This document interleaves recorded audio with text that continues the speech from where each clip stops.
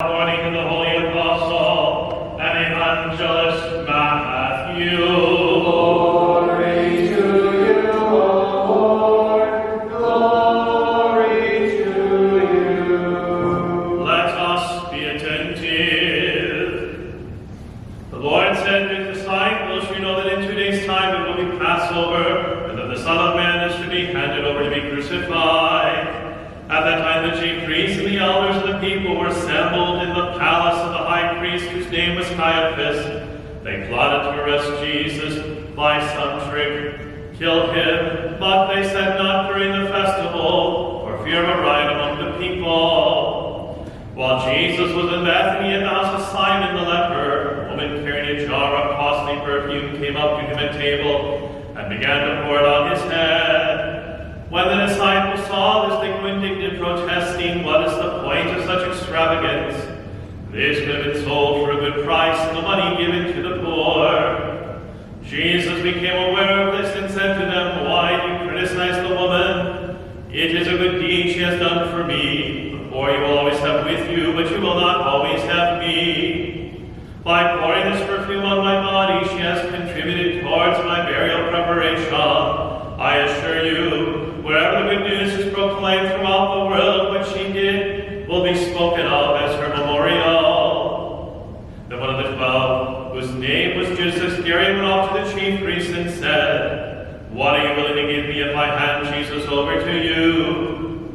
They paid him 30 pieces of silver, and from that time on he kept looking for an opportunity to hand him over. On the first day of the Feast of Unleavened Bread, the disciples came up to Jesus and said, "Where do you wish us to prepare the Passover supper for you?" Jesus said, "Go to this man in the city and tell him, the teacher says my appointed time draws near. I am to celebrate the Passover with my disciples in your house." The disciples then did as Jesus had ordered, and prepared the Passover supper. When it grew dark, Jesus reclined at table with the 12. Jesus, fully aware that he had come from God and was going to God, the Father who had handed everything over to him, rose from the meal and took off his cloak. He picked up the towel and tied it around himself. Then he poured water into a basin and began to wash his disciples' feet and dry them with the towel which he had around him. Thus he came to Simon Peter and said to him, "Lord, are you going to wash my feet?" Jesus answered, "You may not realize now what I am doing, but later you will understand." Peter replied, "You shall never wash my feet." Jesus answered, "If I do not wash you, you will have no share in my heritage." "Lord," Simon Peter said to him, "then not only my feet, but my head and my hands as well." Jesus told him, "The man who is bathed has no need to wash except for his feet.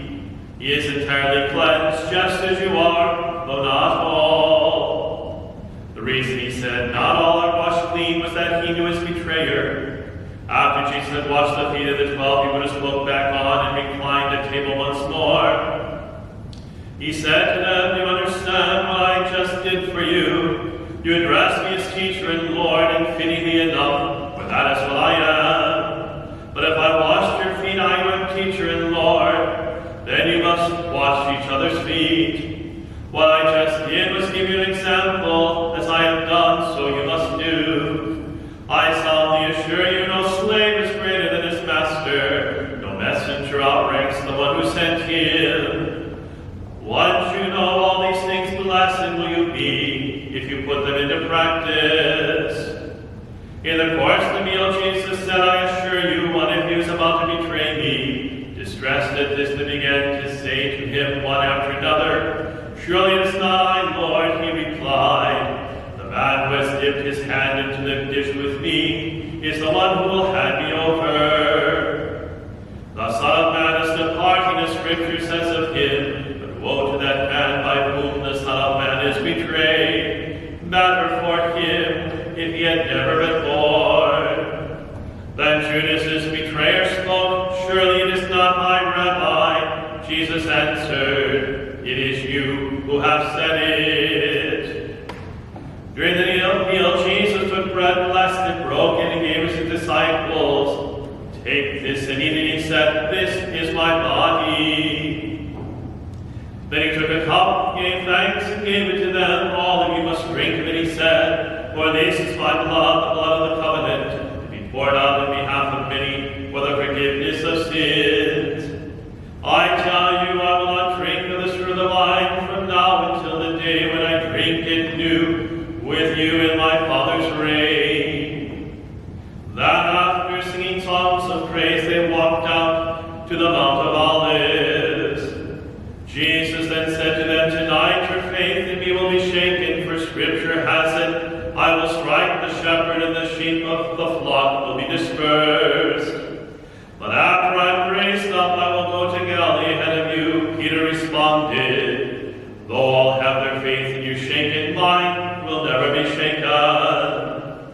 Jesus said to him, I gave you my word, before the cock crows tonight, you will deny me 3 times. Peter replied, even though I have to die with you, I will never disown you. And all the other disciples said the same. Then Jesus went with them to a place called Gethsemane. He said to his disciples, stay here while I go over there and pray. He took along Peter and Zebedee's 2 sons and began to experience sorrow and distress. Then he said to them, my heart is nearly broken with sorrow. Remain here and stay awake with me. He advanced a little, fell prostrate in prayer. My Father, if it is possible, let this cup pass me by. Still let it be as you would have it, not as I. An angel appeared to him from heaven to strengthen him. In his anguish, he prayed with all the greater intensity, and his sweat became like drops of blood falling to the ground. When Jesus returned to his disciples, he found them asleep. He said to Peter, so you could not stay awake with me even for an hour? Be on guard and pray that you may not undergo the test. The spirit is willing, but nature is weak. Withdrawing a second time, he began to pray, my Father, if this cannot pass me by without my drinking it, your will be done. Once more on his return, he found them asleep. They could not keep their eyes open. He left them again, withdrew somewhat, and began to pray a 3rd time, saying the same words as before. Finally he returned to his disciples and said to them, sleep on now, enjoy your rest. The hour is on us when the Son of Man is to be handed over to the power of evil men. Get up, let us be on our way. See, my betrayer is here. While he was still speaking, Judas, one of the 12, arrived, accompanied by a great crowd with swords and clubs. They had been sent by the chief priests and the elders of the people. His betrayer arranged to give them a signal, saying, the man I shall embrace is king, take hold of him. He immediately went over to Jesus and said to him, peace, Rabbi, and embraced him. Jesus answered, friend, do what you are here for. At that moment they stepped forward to lay hands on Jesus and arrested him. Suddenly one of those who had accompanied Jesus put his hand to his sword, drew it, and slashed at the high priest's servant, cutting off his ear. Jesus said to him, put back your sword where it belongs. Those who use the sword are sooner or later destroyed by it. Do you not suppose I can call on my Father to provide at a moment's notice more than 12 legions of angels? Then how would the Scriptures be fulfilled, which say it must happen this way? At that very time, Jesus said to the crowd, am I a brigand that you have come armed with swords and clubs to arrest me? From day to day I sat teaching in the temple precincts, yet you never arrested me. Nonetheless, all this has happened in fulfillment of the writings of the prophets. Then all the disciples deserted him and fled. Those who apprehended Jesus led him off to Caiaphas the high priest, where the scribes and the elders were convened. Peter kept following them at a distance as far as the high priest's residence. Going inside, he sat down with the guards to see the outcome. The chief priests with the whole Sanhedrin were busy trying to obtain false testimony against Jesus, so they might put him to death. They discovered none, despite the many false witnesses who took the stand.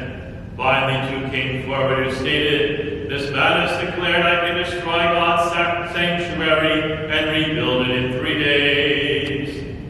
The high priest rose to his feet and addressed Jesus.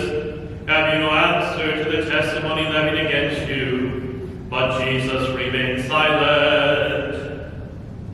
The high priest then said to him, "I order you to tell us under oath before the living God whether you are the Messiah, the Son of God." Jesus answered, "It is you who say it. But I tell you this, soon you will see the Son of Man seated at the right hand of the power, and coming on the clouds of heaven." At this the high priest tore his robes. "He has blasphemed. What further need have we of witnesses? Remember, you heard the blasphemy. What is your verdict?" They answered, "He deserves death." Then they began to spit in his face and hit him. Others slapped him, saying, "Play the prophet for us, Messiah, who struck you." Peter was sitting in the courtyard when one of the serving girls came over to him and said, "You two were with Jesus the Galilean."